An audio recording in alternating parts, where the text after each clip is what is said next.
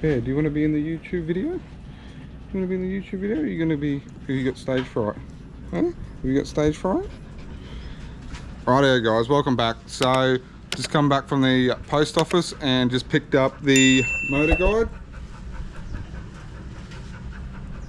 And also did some shopping, got some batteries and a stabilizer. So I did say in one of my videos that I would be getting one next year, already in April 2024, and I've got it now.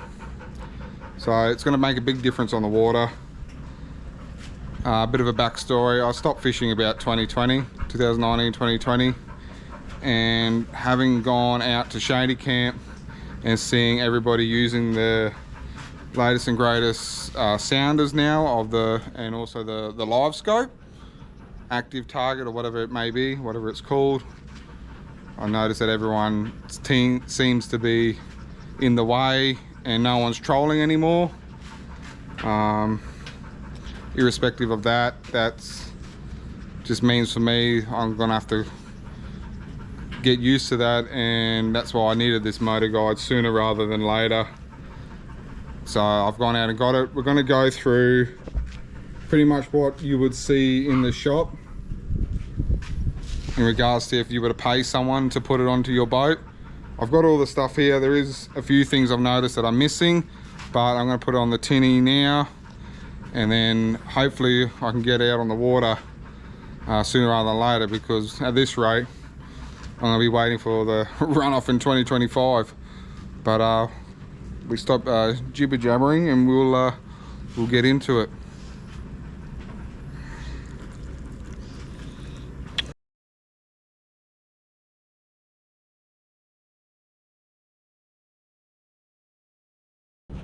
So Teddy and I are going to talk about each thing individually and my thought process on each one, and maybe might be some useful information for some of you who are looking at doing it yourselves.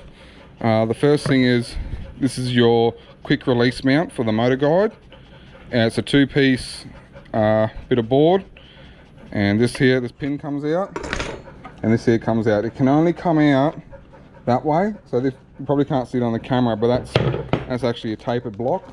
So when it's mounted to your boat, it can't go any further that way. So you cannot physically push it through, and then therefore this pin here should always line up. So we'll bolt that on soon. This is just a bag that come with the Motorguide. It'll just be a hardware and the prop and the remote and all that stuff. Pretty standard. That'll all go on last, the prop. There's no real need to put it on straight away. I've got two batteries. So this is a 80-pound Motorguide, 24 volt, and that's why you'll notice that there's two batteries here, two 12-volt batteries, and we'll talk about hooking them up later. It is straightforward, but for some it's probably not, so we will talk about that when they go in, and why I've gone with the two of those instead of one lithium one. So we've got the plugs, Anderson plugs. That's pretty straightforward, and then I'll show you where I'm putting each one and why I'm doing it.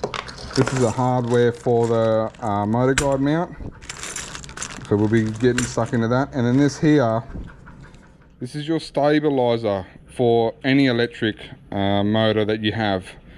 You don't need it. I think it's worth having, because again, I'll talk about this a bit more later on when I do go to mount it, but just trying to look after you. Like, none of this stuff here is cheap, so the last thing you want is it to be damaged purely just by driving down a corrugated road. And that's where this will probably, even in the ocean, if you're going through a bit of chop and that, this here will actually look after your Motorguide. It's something very simple, and it's just a shock absorber really. Well, it's just a stabilizer. Just try and stop the head whacking the hull, whacking the gunnel. So we'll install that later on. So what I was talking about before was actually the Motorguide quick release bracket. This here is your electric motor mount. This has been welded on, not by me, by Grenweld. And most, if not all, fabricators up here, and probably in Australia, they would have a template now for whatever electric motor you intend on purchasing. So for me, I said to Joel, I'm getting a Motorguide, no doubt about it. So he got his template and he's drilled the 4 holes. Sure, you can go home and drill them yourself, but hey, you're already paying for them to make the mount for you. You might as well just get them to drill the holes. So, like I said, they've got a template. You probably, not probably, but you won't be able to see, but that's, no, that doesn't even help you at all. But anyways, that's perfect. So I'm gonna put this on, and that's our step 1 in this.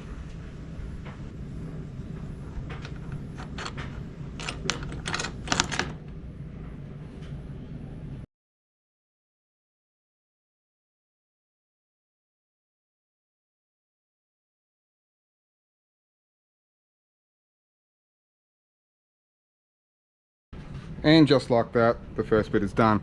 I forgot to mention that there's some nylon bushes that go in there, and it keeps it up off the actual motor mount itself. Let's move on. So before I was talking about this block here being tapered, and it's actually quite important and crucial information, because when you go to put this piece here onto the Motorguide, if you put it on the wrong way, or you put it on the right way, it'll go on, and then you'll go fishing. You put it on the wrong way, ain't no way in the world it's gonna go on. It's gonna sit proud like this. I'm telling you, ain't no way in the world it's gonna go on. Put it on the right way, it goes on, and then pin goes in. So just be mindful of that. Wrong, right.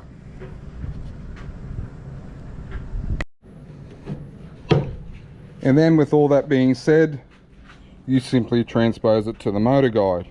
There are little slots here for your nuts and bolts to go through, and then you mount it on like so. However, one thing you need to do is take the cover off each side. Pretty straightforward. There are 2 screws in there. That will come off. I know it's a bit annoying, it's your brand new Motorguide, you got to disassemble it, but it is only 2 screws on each side. Then you can get to the nut on this side, simply install like that, and you're on your way. There you have it. So it's mounted on now, 6 screws. It's also got this clip here. That clip is to hold your pin that goes in there like that, and it just clips in there. Then you can put a padlock through there if you'd like to. So let's offer it up and see if it fits. Well, it will fit.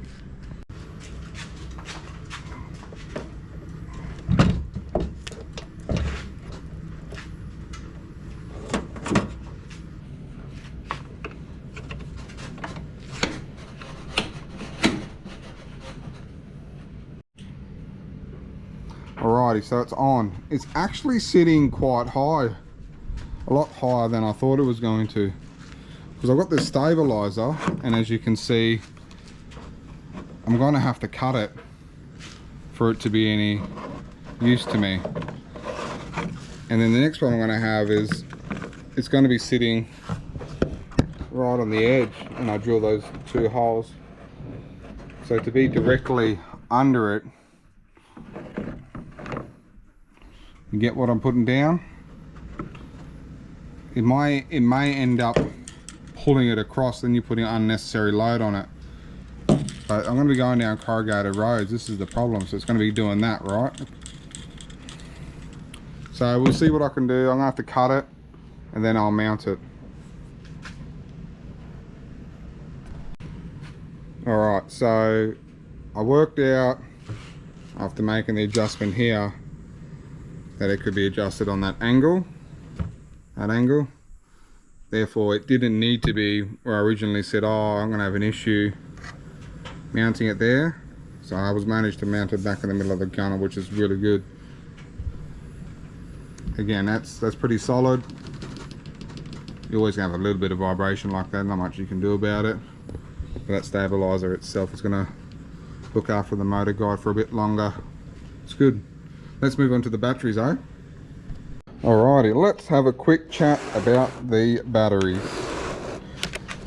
As you can see, Max brand, no idea what that is. Only comes with a 12-month warranty. It's the cheapest AGM deep cycle battery you can get on the market. I did have intentions of going towards the lithium batteries. However, I couldn't really find one below 2 grand, believe it or not. I don't know if that's worth it just yet, because some of them you get like a 2-year warranty, and for the price difference, so these were about $220 each, $219 I think they are, just from Super Cheap. Very heavy. Now for me it's probably not going to be so much a problem, because the issue I have at the moment is there's a lot of weight at the back of the boat when I take off. That's because I'm the one sitting down the back. Predominantly I'll be doing a lot more fishing on my own this year, that's the plan. So I thought having 60 kilo up the front, these batteries weigh about 27 kilos each, instead on the box. What's that equate to? 54, that's 54 kilo up the front. It is what it is. I had it in my old tinny and it was fine. Again, I'm doing a lot more fishing on my own this year, so I don't see it being a problem. I looked them up on the Google and it said that they had a 4.7 star review rating. They do the 100 amp, which is what Motorguide recommends you run the batteries at, or what type of batteries you should be operating, 100 amp hour batteries. And yeah, so what I wanted to say was, the Motorguide I have is 24 volt. These batteries are 12 volt each. So when you go to connect them, some people may not know this, and this will be useful information. When you go to connect them, you need to connect the batteries in series. You connect them in series, and then the voltage will be added together, and that's how you get your 24 volt output. If you connect them in parallel, the volts will stay the same, the amperage will increase. I'll say that again, if you connect them in parallel, the voltage will stay the same, the amperage will increase. So you guys running the 12 volt 55 pound motor guides, you could get 2 batteries if you really wanted to, and run them off the 2 batteries and still have 12 volt but twice as much amperage, so you can use it, run it for longer. Yeah, but I'm going to connect them in series, so that's a positive to negative, and then the other end positive and negative outlet. I'm going to put them in the boat now. I'm not going to show you me installing. I'll show you the finished product on that. It's pretty straightforward. You put them in the boat and you connect them. I am going to have to go to work, well, I'm going to have to duck out anyways and get some parts. I can see I'm going to need a jumper to make the series connection, and then I'm going to need some other things, grommets and heat shrink and so on and so forth. So I'm going to go do that, then we'll be back in the boat. So let me just show you how I intend to run this wiring.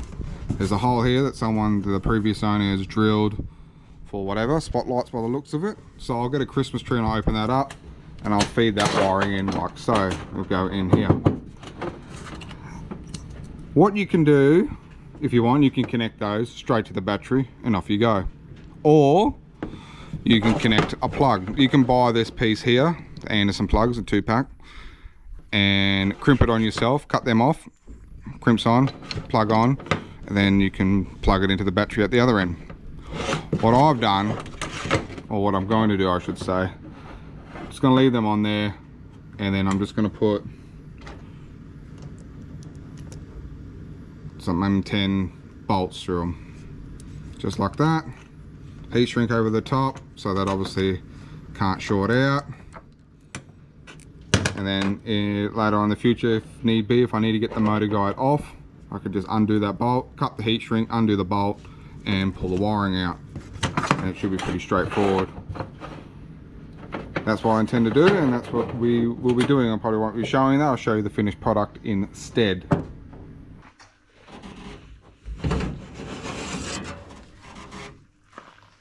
Alright, so here's the finished product. The batteries are in. Got that bit of angle you would have seen from the very first episode. just to hold the batteries in there. I was lucky enough that it's against the anchor well there, which is good. There's a bit of foam in there, keeps, so everything for these batteries are pretty snugly in place, not really going anywhere. Obviously the connector didn't have any more heat shrink, so I have to get some more. I've just used a bit of tape for now, a bit of the old went in the bush, at least I won't short out, and that will connect to there. I've got the inline fuse to the positive, and yeah, that's pretty much about it for that. Got the grommet that I said I was going to do, grommet, and yeah, that's the Motorguide installed. Alright, so if you're buying the Motorguide brand new off the shelf, the moat will not be connected to the Motorguide itself. You will have to sync it, and the way you do that is you connect the power. Once the power is connected, within 10 seconds you need to hold both arrow keys, and then from there you'll hear the sound. It will make a sound, beep, and then it'll be connected. Just in case you pull it out of the packet and you go, oh, why is it not working, what's going on? That will be why, most likely. Of course, read the manual and you'll be guided through correctly.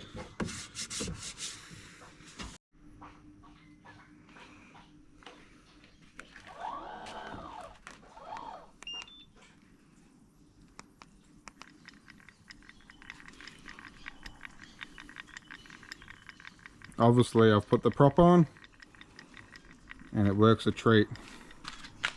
So that's a pretty straightforward install for any electric motor and for the Motorguide. But if you do have any questions, just ask me in the comments and I'll get back to you. In regards to the install, don't ask me too much about the Motorguide itself. All I know is it goes fast and it goes slow. It'll go left or it'll go right. If you press the right, it'll go right. And that's about as much as I know about it. Other than that, like, I don't connect it to the sound or anything. I don't do any mapping of areas for it to do a run whilst you're flicking, trolling and all that kind of stuff. I more use it for an anchor. I think pretty much this day and age, with how, you know, dare I say it, how lazy we are as humans these days, nobody really wants to chuck an anchor out anymore. And I really don't think anyone should be going out without an anchor anymore. Personal preference, of course. But yeah, if you have any questions about the install, let me know in the comments. Other than that, we'll see you out in the water. Cheers, guys.